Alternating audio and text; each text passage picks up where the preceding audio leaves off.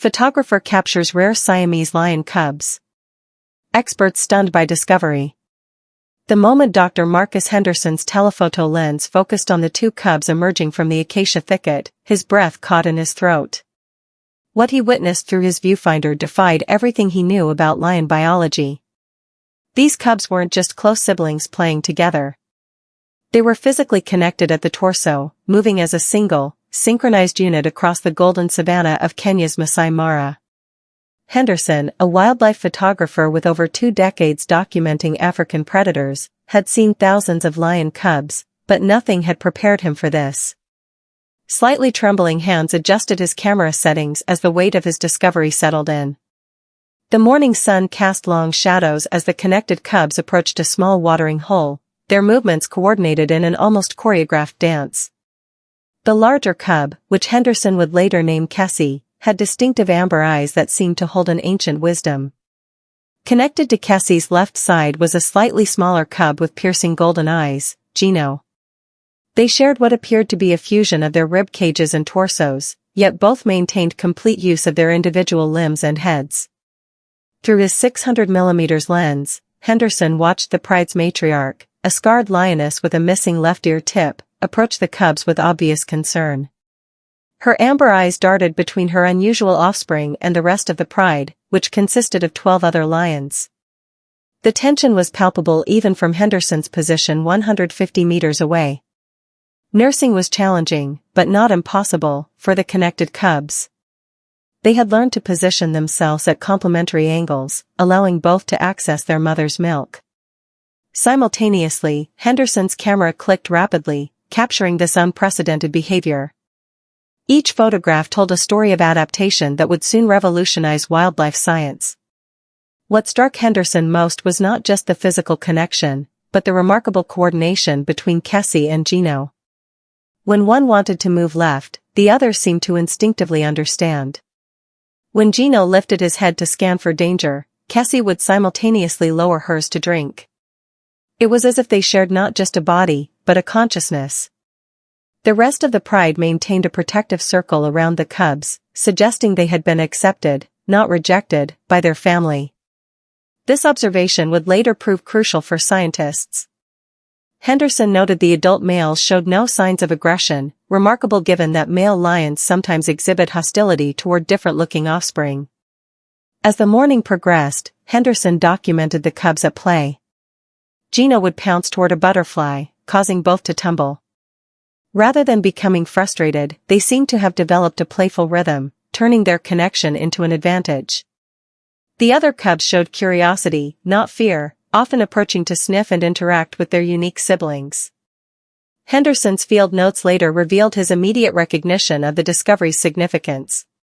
He wrote, "The coordination between these cubs suggests neurological adaptations that could revolutionize our understanding of conjoined development in large mammals. Their survival indicates successful organ sharing." Henderson's presence went unnoticed, a testament to his experience. The lions continued their natural behaviors, unaware they were making scientific history. As the cubs grew fatigued, they settled into a synchronized rest, their breathing patterns matching perfectly. The golden hour light cast them in an ethereal glow. Henderson knew he was witnessing something that might never be seen again. Conjoined twins surviving in the harsh African wilderness were virtually unheard of. The cubs, approximately 4 months old, had already overcome their most vulnerable period.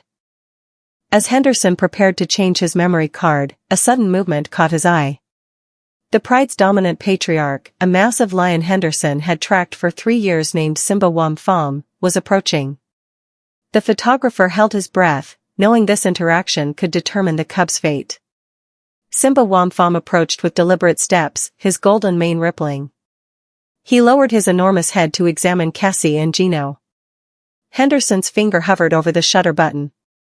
To his amazement, Simba Wamfam began grooming the cubs with his rough tongue. The gentle rumble of his purr indicated complete acceptance. Henderson quickly switched to video mode. The cubs responded by nuzzling his massive paws, their synchronized movements a touching display of bonding.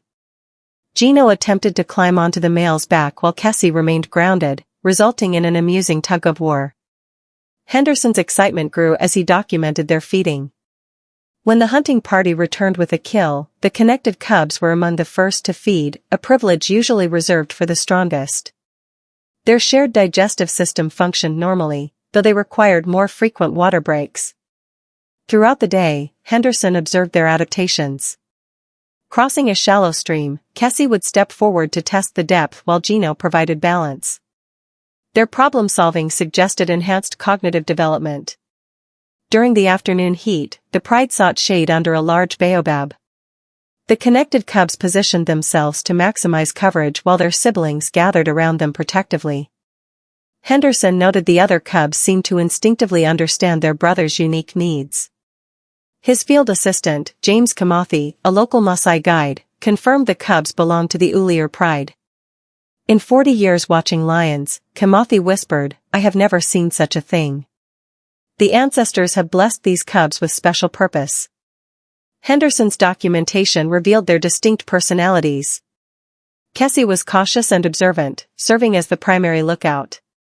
Gino was playful and adventurous, initiating games and showing curiosity about the camera equipment.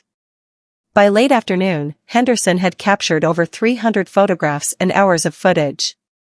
Their synchronized breathing, coordinated gait, and shared sleeping positions painted a picture of two souls existing as one entity.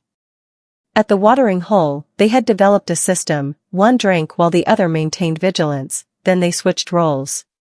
Their reflection created a surreal, iconic image. As the sun set, Henderson prepared to leave. The cubs settled into their evening routine, grooming each other with synchronized precision. Their mother nursed them with the same protective love she showed all her offspring. Reviewing the day's captures, Henderson's hands shook. He understood he held evidence of perhaps the rarest wildlife phenomenon ever documented. The implications for science were staggering. These cubs were a living laboratory. Henderson decided not to publish immediately. He would return for days to document their routines and strategies, determined to provide the most comprehensive record. 3 weeks later, Henderson had compiled unprecedented documentation. On his final day, he positioned himself at dawn. Cassie and Gino had grown stronger, their coordination more refined. He watched them demonstrate hunting behaviors during play. Gino would flush out prey while Cassie positioned for the catch, their teamwork surpassing normal cubs. They had developed unique communication methods using subtle body language cues. Henderson noted their bond transcended the physical. They had become a single functioning unit with two minds in perfect harmony. Dr. Patricia Mbeki from the Kenya Wildlife Service arrived, her skepticism transforming into awe. "This challenges everything we understand about conjoined survival," she whispered. "These cubs aren't just surviving, they're thriving." The mother, named Malkia, demonstrated extraordinary maternal instincts, modifying her nursing and grooming to her offspring's needs. Her devotion proved maternal love transcends physical differences. Henderson's most dramatic footage captured the cubs during a territorial dispute. Surrounded by protective adults, Cassie and Gino added their fierce voices to the pride's roars, suggesting enhanced lung capacity. His research revealed fascinating metabolic adaptations. They required 30% more food, but their shared circulatory system created remarkable efficiency in nutrient distribution. Preparing his final shots, Henderson witnessed an emotional moment. During the afternoon heat, Gino grew restless and attempted to explore a termite mound.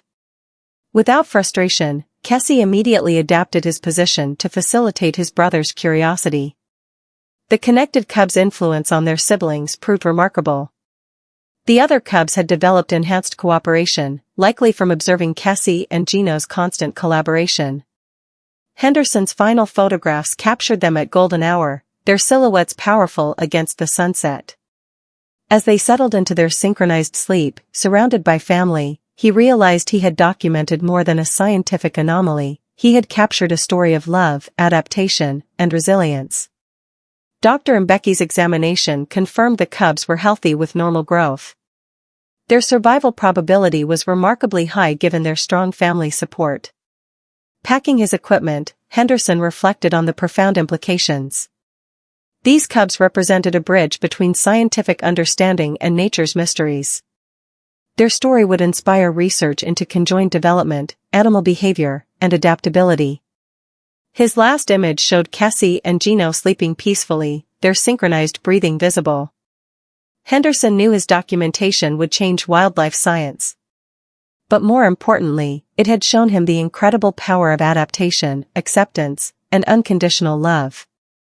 The discovery of the Siamese lions of Masai Mara would soon captivate scientists worldwide. But for Henderson, the true magic lay in witnessing two souls learning to live as one, supported by a family that embraced their uniqueness without question.